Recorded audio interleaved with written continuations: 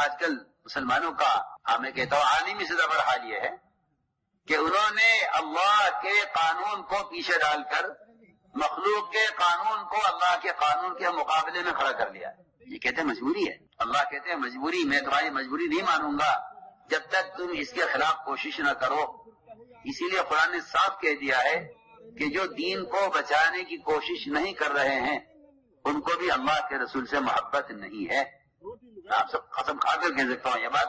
آپ کہتے تبلیغ کرنا کوئی فرض نہیں ہے. میں کہتا ہوں کہ اگر آپ دین کو قائم کرنے کی کوشش نہیں کرتے تو قرآن انکار کر رہا ہے کہ آپ فاسق ہیں، آپ کو اللہ کے رسول سے محبت نہیں ہے. قرآن کی آیت کا ترجمہ کر رہا ہوں، آپ کہاں سو رہے.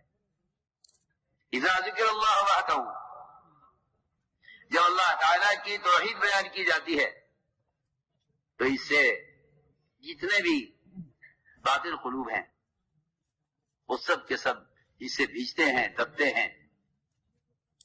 اور اگر آپ تذکرہ کر دیں ان کی بتوں کا، ان کی شکلوں کا، تو پھر باطل خوش ہو جاتا ہے کہ آج انہوں نے ہمارا ذکر کیا ہے، ہماری چیزوں کا ذکر کیا ہے. میں آپ سے صاف طور پر کرتا ہوں کہ مسلمان کا عقیدہ اتنا کمزور ہو گیا ہے کہ اسے یہ سوچتا ہے مسلمان کہ تھوڑی بہت اگر دوسروں کی بھی بات کہہ دی جائے تاکہ تعلقات ٹھیک رہیں، تاکہ آپس میں مل جل کر رہیں. میں آپ سے کیا عرض کروں قرآن کی بات.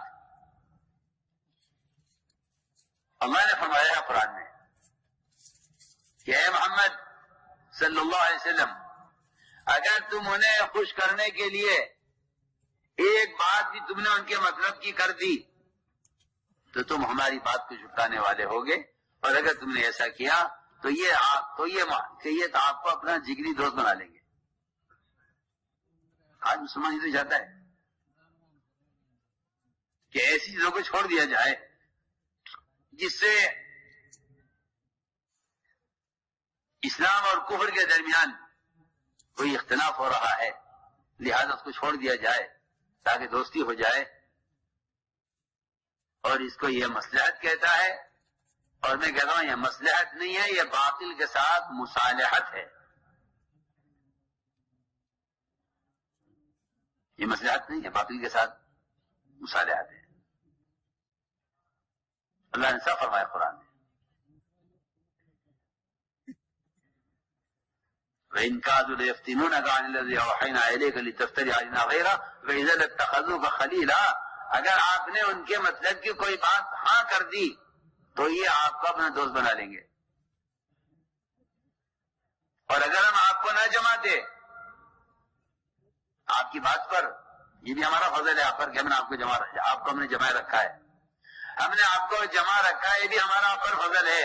اگر ہم آپ کو جمائے نہ رکھتے اور آپ ان کی کسی بات کی طرف مائل ہو جاتے تو قرآن کہتا ہے کہ پھر اللہ فرما رہے ہیں محمد ہم آپ کو دگنا عذاب دنیا میں دیتے، دگنا عذاب آخرت میں دیتے. سوچیے آپ.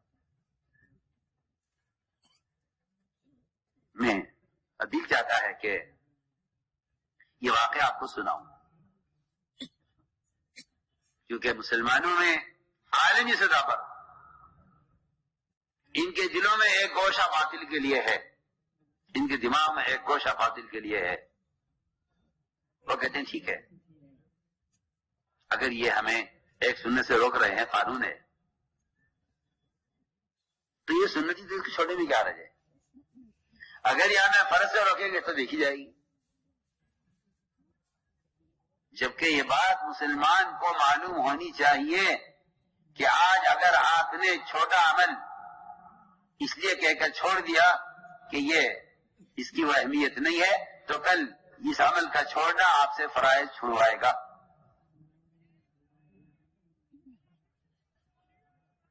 میں عرض کرتا ہوں آپ سے، حضور اکرم صلی اللہ علیہ وسلم بیت اللہ کا طواف کرتے ہوئے ہر چکر میں حضرت رسول کا بوسہ لیا کرتے تھے. ہر چکر میں آپ کا محبوب تھا حجر اسود. کیوں ہے اسود؟ اسود نام اس لیے نہیں ہے کہ یہ کالا ہے، لوگ اسے اسود کالا پتھر کہتے ہیں، حالانکہ یہ اسود کالا پتھر ہونے کی وجہ سے نہیں ہے. اگر یہ پتھر کالا آتا آسمان ظاہر جنت سے تو کہا جاتا تھا کہ ہاں یہ اسود اس لیے ہے یہ اسود اس لیے نہیں ہے کہ یہ کالا پتھر ہے،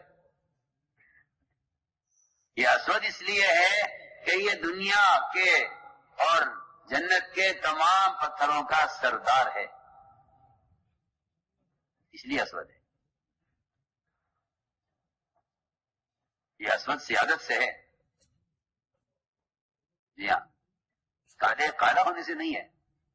کالا تو یہ بعد میں ہوا ہے، گناہ گاروں کے ہاتھ لگانے اور حائض عورتوں کے چھونے سے یہ کالا ہوا ہے، ورنہ یہ دور سے زیادہ سفید تھا. میں درمیان میں بتا دوں آپ کو، آپ صلی اللہ علیہ وسلم ہر چکر میں اس کا غسل ہے.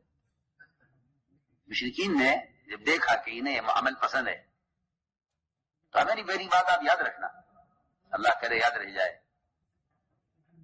کہ باطل یہ دیکھتا ہے کہ انہیں کیا کیا چیزیں محبوب ہیں، میں ان کو ان کی محبوب چیز سے روکوں گا قانون بنا کر کہ بھئی یہ قانون ہے، یہ قانون ہے. یہ کہیں گے جی قانون ہے، ہم کیا کریں؟ آج کل مسلمانوں کا میں کہتا ہوں عالمی سطح پر حال یہ ہے کہ انہوں نے اللہ کے قانون کو پیچھے ڈال کر مخلوق کے قانون کو اللہ کے قانون کے مقابلے میں کھڑا کر لیا ہے. یہ کہتے ہیں مجبوری ہے. اللہ کہتے ہیں مجبوری، میں تمہاری مجبوری نہیں مانوں گا جب تک تم اس کے خلاف کوشش نہ کرو. اسی لیے قرآن نے صاف کہہ دیا ہے کہ جو دین کو بچانے کی کوشش نہیں کر رہے ہیں ان کو بھی اللہ کے رسول سے محبت نہیں ہے. آپ سب قسم کھا کر کہہ سکتا ہوں یہ بات. آپ کہتے ہیں تبلیغ کرنا کوئی فرض نہیں ہے، میں کہتا ہوں کہ اگر آپ دین کو قائم کرنے کی کوشش نہیں کرتے تو قرآن انکار کر رہا ہے کہ آپ فاسق ہیں، آپ کو اللہ کے رسول سے محبت نہیں ہے. قرآن کی آیت کا ترجمہ کر رہا ہوں، آپ کہاں سو رہے ہیں؟ قرآن کی آیت کا ترجمہ ہے جو میں کہہ رہا ہوں، کیونکہ قرآن نے اللہ کے رسول کی محبت کا فیصلہ صرف اس پر نہیں کیا کہ آپ کو اللہ کے نبی آپ کے رشتہ داروں سے، آپ کے متعلقین سے، آپ کی تجارت سے، آپ کے وطن سے زیادہ محبوب ہو جائے. نہیں، قرآن نے اس کے ساتھ دوسری شرط لگائی ہے، وہ جہاد فی سبیلی. جو بیچارے بے وقوف قسم کے لوگ ہیں جو جہاد کو صرف قتال سمجھتے ہیں، وہ انہوں نے ساری کوششیں کہ اگر چھوڑ دی ہیں کہ یہ تو جہاد سے متعلق، قتال سے متعلق آیتیں ہیں کہ آپ صلی اللہ علیہ وسلم حضرت کا غسل لیتے تھے. انہوں نے دیکھا کہ نہیں عمل بڑا پسند ہے. آپ صلی اللہ علیہ وسلم سے کہا کہ ہم آپ کو بوسہ نہیں لینے دیں گے، اقتدار ہمارا ہے، ہم نہیں دینے، آپ کو بوسہ نہیں دینے دیں گے. آپ چاہتے تھے بوسہ لیں، نہیں لینے دیں گے. ایسے موقع پر آدمی سوچتا ہے، میں اس کی مثال دے رہا ہوں آپ کو، بہت اہم بات کہہ رہا ہوں. آدمی سوچتا ہے کہ طواف ہے اصل، تو بوسہ تو کوئی اصل نہیں ہے، چھوڑ دو اس کو. درمیان میں کہتا چلوں تاکہ بات اپنے موقع پر ہو. عبداللہ بن عمر رضی اللہ تعالیٰ نے ایک صاحب نے یہ کہا کہ آپ حضرت کے بوسے کے بارے میں کیا کہتے ہیں؟ فرمایا سنت ہے. اس نے کہا سنت تو ہے لیکن اگر بھیڑ زیادہ ہو اور بوسہ نہ لے سکیں تو کیا کریں؟ تو فرمایا جواب میں کہ اگر مگر کو یمن پھینک. ہمارے شریعت میں اگر اور سنت میں اگر مگر نہیں ہوتی. سنیے نا آپ، پینٹ پہننے والے، داڑھی موڑنے والے، یہ سنیں کہ وہاں صرف حجر اسود کے بوسے کی سنت کے بارے میں ایک صاحب نے سوال کیا عبداللہ بن عمر سے، اس بارے میں آپ کیا کہتے ہیں؟ انہوں نے کہا سنت ہے. اس نے کہا اگر بھی ہو،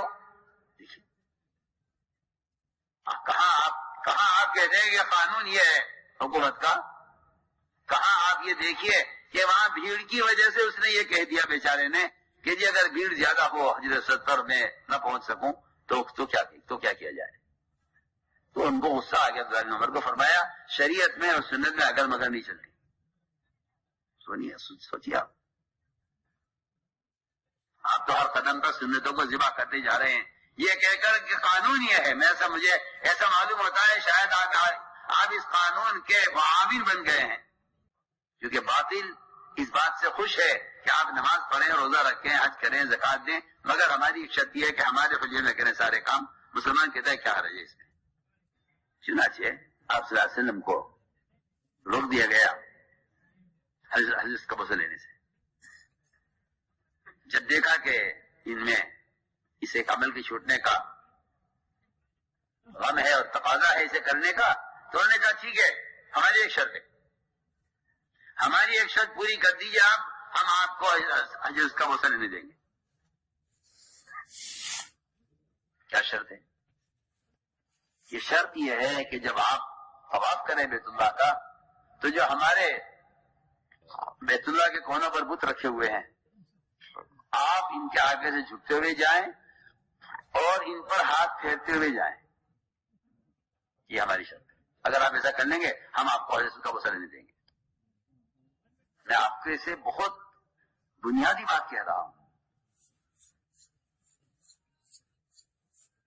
امت مسلمہ اس وقت جن حالات سے گزر رہی ہے، میں اس کا نقشہ آپ کے سامنے پیش کر رہا ہوں.